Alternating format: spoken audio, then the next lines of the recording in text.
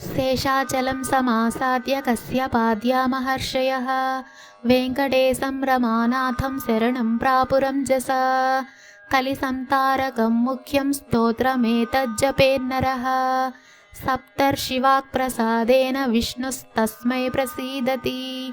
कश्यप उवाच कादिह्रीमन्तविद्यायाः प्राप्यैव परदेवता कलो श्रीवेङ्कटेशाख्या तामहं शरणं भजे।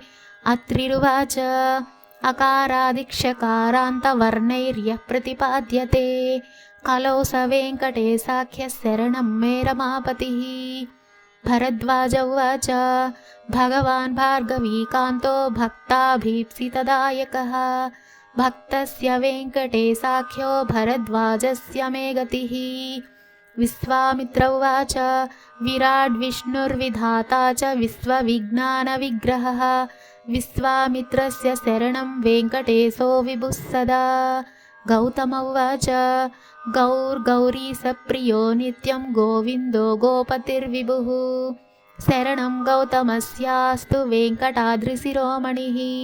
जमदग्निरुवाच जगत्कर्ता जगद्भर्ता जगद्धर्ता जगन्मयः जमदग्ने प्रपन्नस्य जीवेशो वेङ्कटेश्वरः। वसिष्ठ उवाच वस्तुविज्ञानमात्रं यन्निर्विशेषं सुखं च सत् तद्ब्रह्मैवाहमस्मीति वेङ्कटेशं भजे सदा। सप्तर्षिरचितं स्तोत्रं सर्वदा यः पठेन्नरः सोऽभयं प्राप्नुयात् सत्यं सर्वत्र विजयी भवेत्। इति सप्तर्षिभिः कृतं श्रीवेङ्कटेश्वरशरणागतिस्तोत्रम्।